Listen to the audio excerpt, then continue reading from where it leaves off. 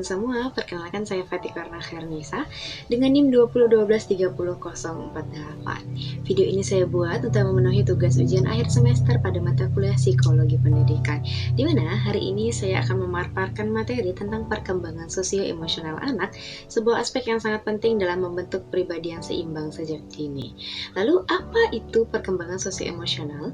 Perkembangan sosio-emosional adalah proses ketika anak belajar mengelola emosi, membangun hubungan sosial yang sehat, dan mengembangkan keterampilan sosial. Hal ini mencakup bagaimana anak akan mengekspresikan perasaan, berempati, bekerja sama, dan berinteraksi dengan orang lain. Ada 3 tahapan penting dalam pengenalan emosi anak. Yang pertama, mengenali emosi anak, yaitu membedakan perasaan seperti marah, sedih, senang, takut, dan lain-lain. Yang kedua, mengungkapkan emosi, yakni anak mencoba mengekspresikan perasaan dengan cara yang tepat. Dan yang ketiga, memahami orang lain, yaitu hal ini akan membantu anak menjalin hubungan sosial yang lebih sehat.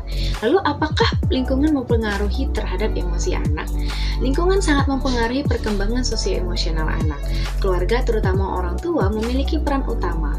Pola asuh yang hangat dan konsisten akan mendukung regulasi emosi anak. Sebaliknya, pola asuh yang otoriter atau tidak konsisten dapat menyebabkan hambatan emosi seperti kecemasan atau rendahnya harga diri.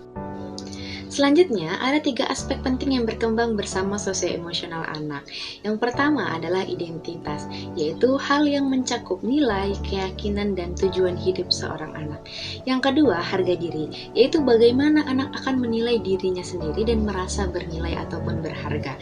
Dan yang ketiga adalah konsep diri, yaitu kesadaran tentang diri sendiri secara fisik, sosial, dan psikologis. Perkembangan sosio-emosional anak terbentuk atas beberapa faktor. Yang pertama adalah keluarga, di mana sebagai tempat pertama anak yang akan belajar kasih sayang dan kepercayaan. Yang kedua, teman sebaya, di mana hal ini akan membantu anak belajar berbagi, bekerja sama, dan memahami perilaku sosial. Yang ketiga, lingkungan pendidikan, seperti guru yang peduli dan suasana kelas yang mendukung secara emosional. Ataupun tidak hanya lingkungan pendidikan, tetapi juga bisa lingkungan masyarakat, di mana ketika kondisi lingkungan masyarakat itu adem dan tentram akan membantu juga regulasi emosi anak. Dan yang keempat adalah media dan teknologi, yang mana bisa membawa dampak positif ataupun dampak negatif tergantung pada konten-konten yang diterima yang bisa membawa dampak negatif ataupun positif tergantung pada konten-konten yang dilihat oleh anak. Menurut Jane Piaget, perkembangan moral anak setidaknya terbagi atas 3 tahap. Yang pertama adalah heteronomous morality di usia 4-7 tahun, di mana anak akan melihat aturan sebagai hal yang mutlak dan tidak dapat dilanggar. Yang kedua, tahap transisi di usia 7-10 tahun, di mana anak mulai mempertanyakan aturan dan memahami konteks. Dan yang ketiga, autonomous morality di usia 10 tahun ke atas, di mana anak menilai aturan secara lebih fleksibel, mempertimbangkan niat dan kondisi. Hal ini ketika kita mencoba untuk mengingat kembali hal-hal yang sudah terjadi di kehidupan kita, memang ketika usia 4-7 tahun itu kita akan merasa takut dan merasa apa yang orang tua katakan itu tidak boleh, aturan-aturan yang mereka berikan tidak boleh dilanggar. Ketika usia 7-10 tahun kita mulai mempertanyakan aturan, kenapa kita tidak boleh ini, tidak boleh itu. Dan ketika usia 10 tahun ke atas kita mulai mempertimbangkan aturan sesuai dengan kondisinya.